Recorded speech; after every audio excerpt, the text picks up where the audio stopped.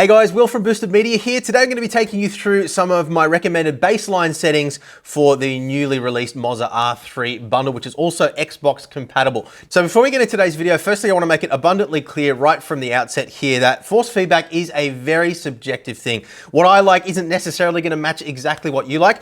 My philosophy when it comes to force feedback is I want to feel the things that are necessary and conducive to driving quickly and consistently. So I want to feel the detail in the road surface. I want to feel the car bumping up over curves. I want to feel movement in the suspension, the interface of the tire with the road, all the things that are communicating what the car's doing. I don't want to be overpowered by the force feedback strength, unlikely to happen at the 3.9 Newton meters that we have with the MOZA R3 specifically. But I also don't want to be overloading my sensors with a bunch of superfluous or unnecessary information. While that can sometimes feel quite cool, for me at least, what it does is ultimately pull away from the experience and make it a lot harder to feel what the car's actually doing underneath me. So that's my philosophy going into this. And what I've tried to do is make these settings as generic as I possibly can. So this is something that'll act as a baseline that should feel pretty good across the variety of different types of cars that you might be driving, sim racing titles you might be driving across Xbox and PC. I will explain the settings to you throughout today's video too, so that you can fine tune things to your own preference and the types of car that you're driving if you don't like my particular settings. Now, the other thing that's important to understand here as well, being an Xbox compatible wheel,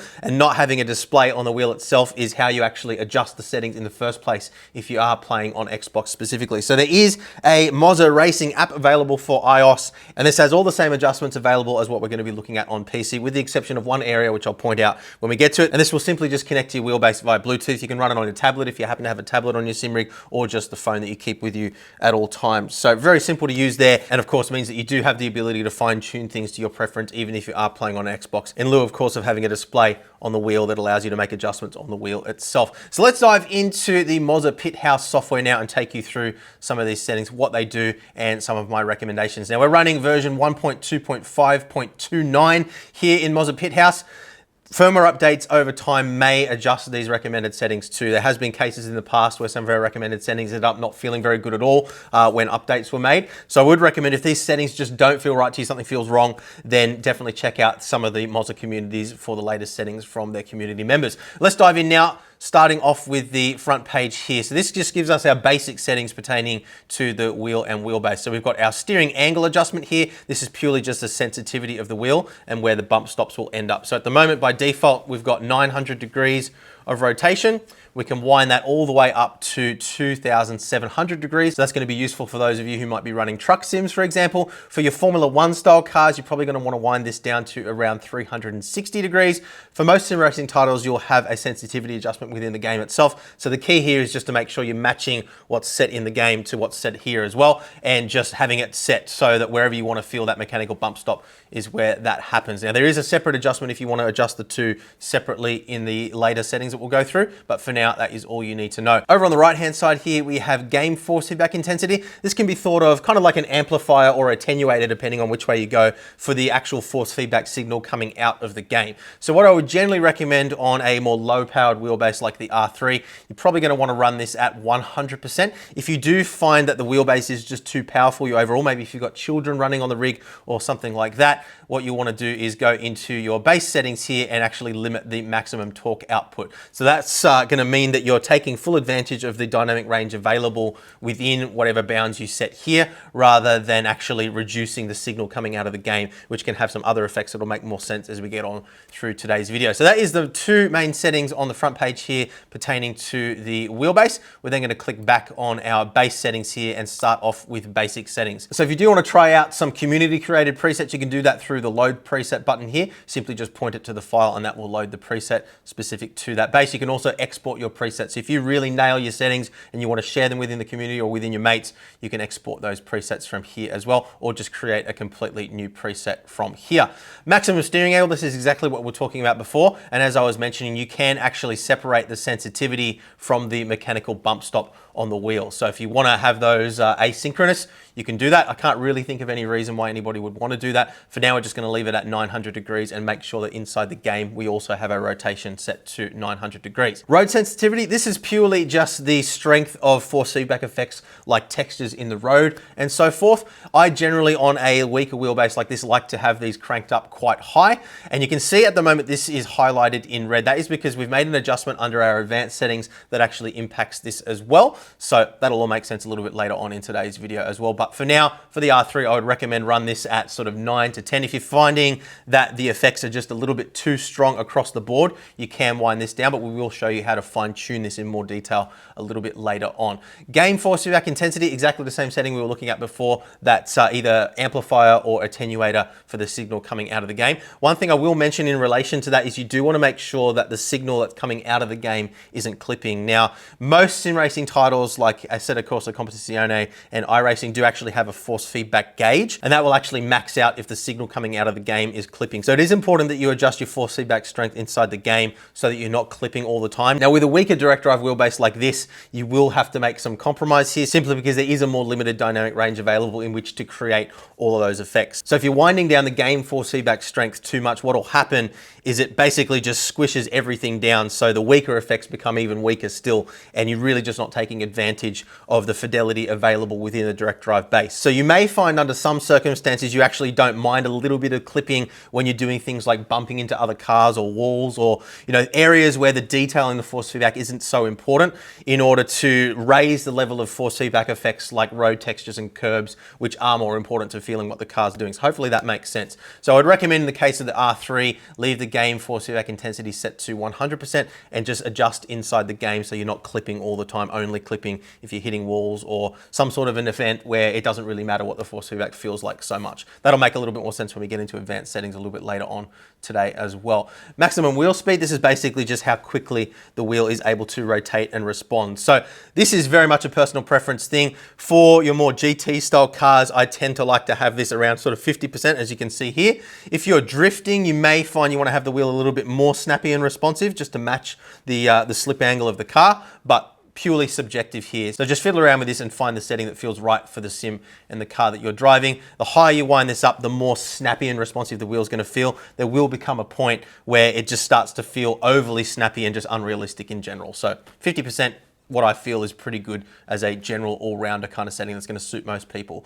Wheel spring strength, generally going to leave this set at 0 for modern sim racing titles and most games. This is only relevant for games that don't actually generate any force feedback of their own, and this is simply just a means for the wheel to automatically rotate to center like it had a spring in it. So pretty simple and self-explanatory there. Wheel damper, so this is again a pretty subjective setting. If you wind this up too high, it's going to numb the feeling of the steering wheel overall. Too low and the wheel may start to feel robotic under some conditions. So you might find the vibration just feels a little bit too harsh. So again, just play around with this, find the setting that works for the car and the sim that you're driving. Somewhere around the 15 to 30% mark feels pretty good for me for the majority of cars. But again, very much just going to be up to your own personal preference. So then we click across to the advanced settings. This gives us a couple more options. So we've got that maximum output torque limit that we were talking about before. If you do have children using the base, it might be a good idea to wind this down a little bit just to make sure that you're keeping them safe. Otherwise, for teenagers and adults on the R3, I would recommend having this set to 100%, so you're taking full advantage of the entire dynamic range available on the base itself. You may have noticed that little force feedback reversal switch up there. That simply just inverts the signal for the force feedback. So I can't think of any scenario where you might need that. Maybe some really old racing titles might require that, but otherwise you're just going to leave that switched off. Steering wheel inertia. Now this is a setting that's going to purely just depend on the steering wheel that you're using. With the default MOZA R3 wheel, I would recommend using the ES or ESX setting here, which is 1550. This is basically just like a compensation for the physical weight of the wheel that you're running on the wheelbase. So yeah, just click on whichever one pertains to the wheel that you happen to be running on your rig. So next up we have natural inertia and natural friction. Now these kind of work hand in hand to create a more realistic feeling like the wheel is physically connected to something inside the car. So I tend to like to run these a little bit higher than a lot of people do. I've kind of tamed it down a little bit for the purpose of this video, but you may find if you're finding the wheel just feels a little bit vague and like it's not really connected to anything, you might want to run these a little bit higher than what we have here. So natural inertia is the wheel's tendency to want to kind of continue in the direction that you're turning it. So you can imagine if you've got big heavy wheels on a car and you're reefing them to the side, they are going to have a little bit of inertia that's going to try to make the wheel sort of continue in that direction. You can test it out for yourself in a real life car if you want to do so. So that is what the natural inertia setting does. The friction is more relating to the physical weight of the steering rack. So the more you increase this, the heavier the steering is going to feel overall. So similar to the wheel damper, there is a bit of a balance to maintain here. You'll find if you crank these up too high, you are going to start to numb down some of those more granular details like road textures, curbs, and so forth. So you do want to be a little bit careful with this, but if the steering's just feeling disconnected and too light, crank these up until you find the sweet spot. That is what those do. Speed dependent damping and start point of speed dependent damping. So this is basically an effect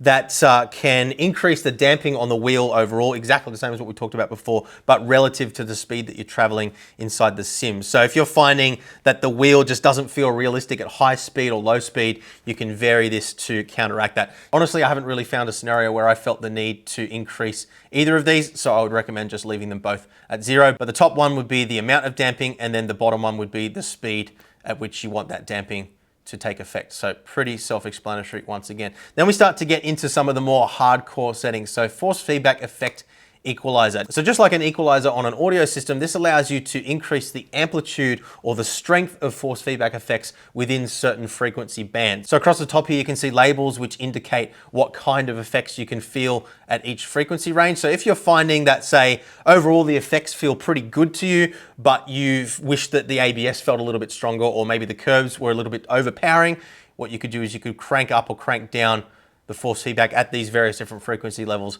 to account for that. So as we were saying before, this works hand in hand with the road sensitivity. So I would recommend with the R3, have this set relatively high, and then you can fine tune under here to really dial it in to feel exactly how you like. But these are my recommended settings for the R3. You may find that some cars, the road texture feels a little bit too harsh to you. If that is the case, what you can do is just wind these back down to around 100%. And this is an area I would recommend spend the time to really dial in and fine tune to your personal preference.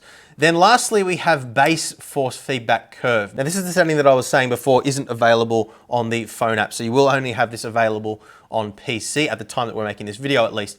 Now, normally with a direct drive wheelbase, what I would recommend is having a linear response here. What that means is that the output of the game is relative and proportional directly to the output of the wheelbase. So if the signal coming out of the game is 40% of maximum strength, then what you feel through the wheel is also 40% of maximum strength. Now, generally with a direct drive wheelbase, I would recommend leaving this set to linear, simply because there's enough dynamic range there to produce the range of different effects without the weak ones being too weak and the strong ones being too strong. But in the case of the R3, because it does have more limited dynamic range, what we can actually do here is boost some of those weaker signals to make them more prominent without clipping in the top end. So what we've done here is basically boost our game output signals around this lower end. So say, for example, the game is outputting 20% output signal.